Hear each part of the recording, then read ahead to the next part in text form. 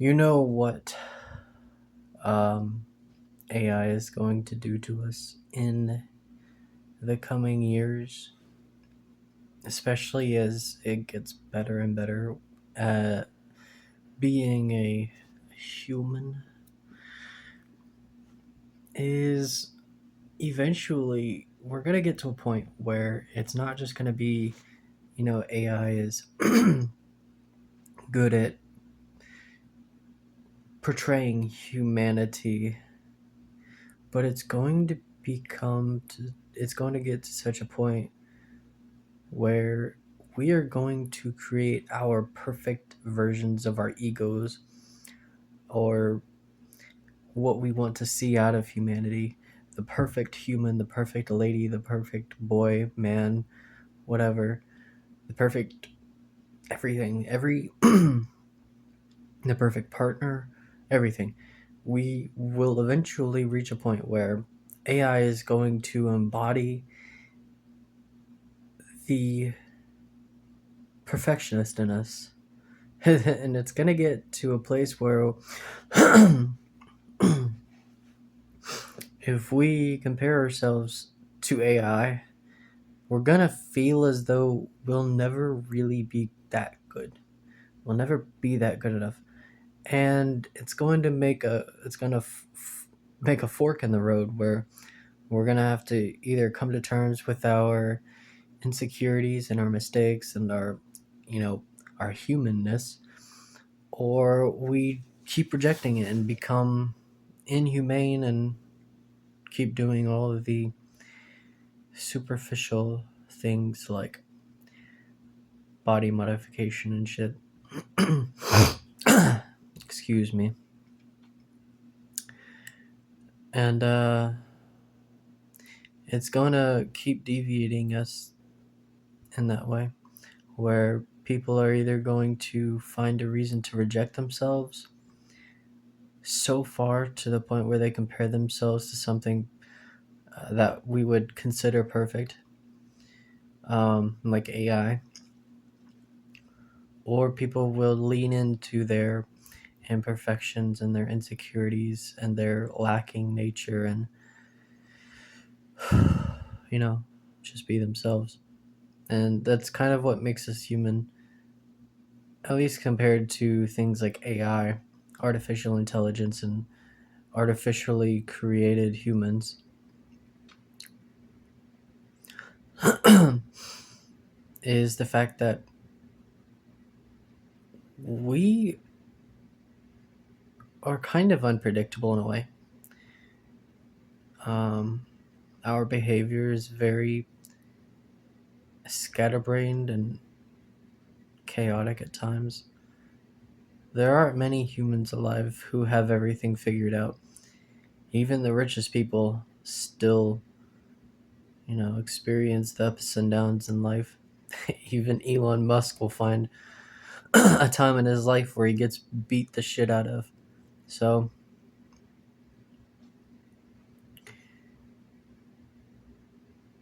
there aren't many humans alive who don't experience some form of, I guess, dissatisfaction or maybe displeasure. Um, Especially within themselves. And I think that's a really good place to sort of place a marker in the differences between humans and AIs, because AI will, I mean, you could program insecurities and stuff in them, but even then, they're going to remain faithful to those insecurities when you program them in. I don't know. There's this very peculiar nature about AI, at least right now, in terms of its language model and the way it behaves. AI is, I guess, very rigid in a way. It's kind of like if you made a human in real life, but it's like poly, It's like 16-bit poly. That's kind of like what their personality is. You would have to make a very complex uh, s- dynamic yet static artificial intelligence that evolves and remains the same at the same time is very complicated. Humans are very complicated. And AI is complicated too, but for a different reason. And it's funny, actually, we're studying AI as if we don't already understand it. But as things are right now, even though the technology is improving to make higher quality artificial intelligence, it it still doesn't really cross the threshold of being anything more than just a program with a mask, basically. I mean, it really is like putting a it's like putting a mask on a robot and calling it human. The technology can keep improving, but the essence is still the same. Even if you manage to make a good language model that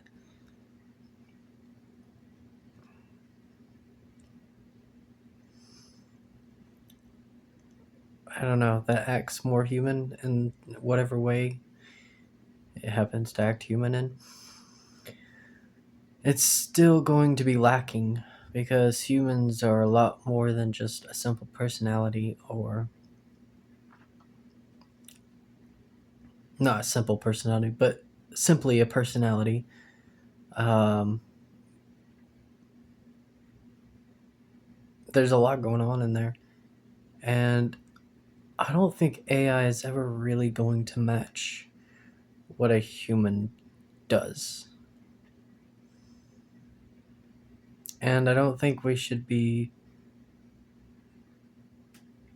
I guess, too involved in the idea that that AI is ever going to become anything more than just a robot.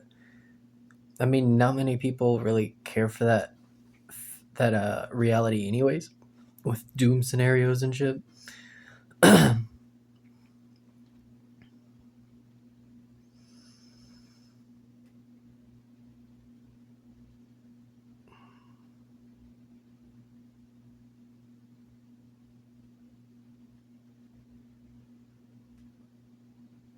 don't know. I just think we're kind of getting a little bit distracted by what AI can do versus what it should be doing. You know, there's a lot of memes about this actually. How people will say stuff like, "I want AI to do this, this, this, and this," not check to see if I'm a human or whatever. I don't remember the memes that are made, but you know what I'm talking about, where people are like, "Why aren't we using AI for more important things than what they're being used for?"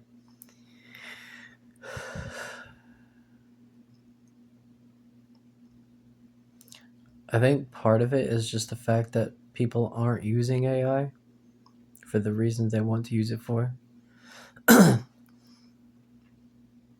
It kind of requires a hands-on uh, outlook versus, I guess, some people expecting AI to just do everything, when I don't think that's what people really want, anyways. I think what people would probably prefer is to sort of have like a helping hand, kind of like an exosuit kind of deal, you know? But, I don't know. I don't think many people are even. I don't think many people are even that on board with things like microchips and shit, anyways. Uh, I personally would probably prefer not to have my body merge with any technology. I don't know. I just respect my biology a lot. I guess that's me being stubborn in a way. I do feel kind of stubborn. I'm 30 now. I feel a little bit stubborn in the ways that I am, but I'm still open to change and growth and stuff. Like, I know I've never done like becoming a better person or like becoming more or whatever. So I don't know. It's, I guess part of it is just that it's like scary to think about something like merging with technology, especially on like a biological level. Like, it's one thing to be like driving cars and shit. Even that's scary. It's dangerous. And it comes with its risks, but to do something like merging your biological life with something man-made like a microchip or whatever, it is interesting and perplexing and peculiar, but it's also pretty scary, and you never know what could go wrong, especially if something so complicated like a chip. I don't know. It's kind of scary because I don't think many people really even appreciate what being human really means, what having a working brain really means for them. A lot of people take advantage, or not take advantage, but take for granted the the gifts that they have if they're born with a normal working brain. Even if you're depressed or shit like that, even if you have some mental illnesses, if you have like a normal working brain that does what it needs to do day by day, you can talk, you can think, you can look, you can hear, you can smell, you can taste, you can feel, you can walk, you can, I think I said that, but you know what I'm talking about. You can do shit. You're not a brain dead moron. Well, most people, I don't know, but I think people take for granted even being a normal human. I know not everybody is perfect. Some people are really unlucky in life. Some people have a lot of insecurities to get over, but just trying to be general, anyways. I do think there's a group of people out there who just do not appreciate what they really have when it comes to the ability to use their brain and what the brain does and how it works and their body for that matter too. Not, I don't know. I just feel like people don't really appreciate what they've got sometimes when it comes down to stuff like that. And to combine that particular form of ignorance with something as irresponsible and dangerous and unknown as combining your body with AI, technology, microchips and shit, it seems like a lot could go wrong.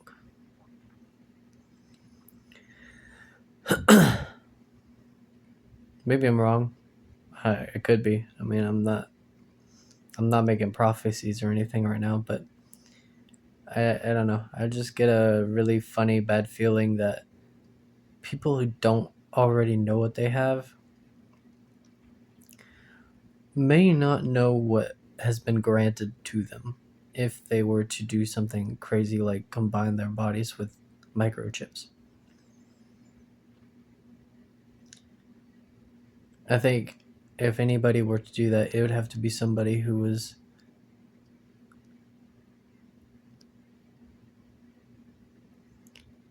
on the on the in the realm of being enlightened, because then they would have a better idea of what they're dealing with versus an idiot for some juxtaposition. You don't want to give a microchip to an idiot and to ask them to describe the experience they're having. It may not it may not bear very many healthy fruits in the area of experimentation and uh, there's another word I want to use but I forget.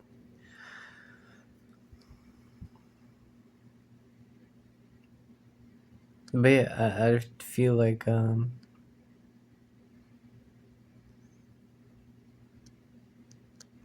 the more we perfect artificial intelligence and the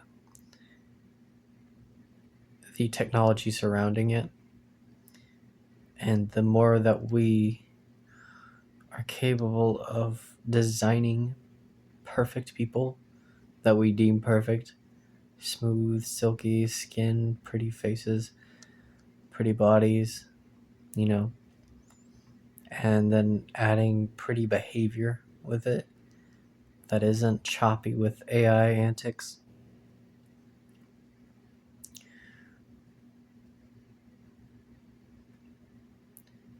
I don't know. I think it's going to kind of create a well of desperation where some people will feel like they're never good enough. I think it's probably better for people to not entertain those types of things too often.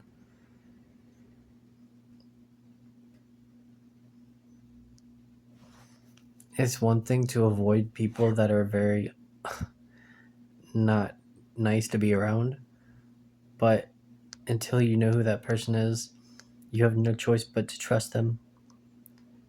That's just sort of the risk you take when dealing with other people. But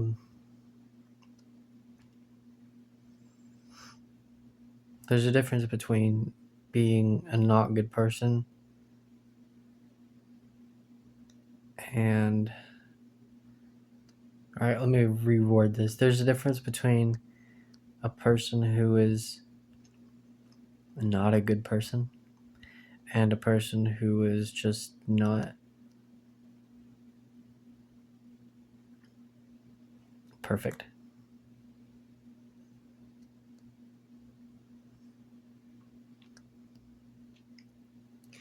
And I think AI is going to start redefining these things for us without us even really realizing it.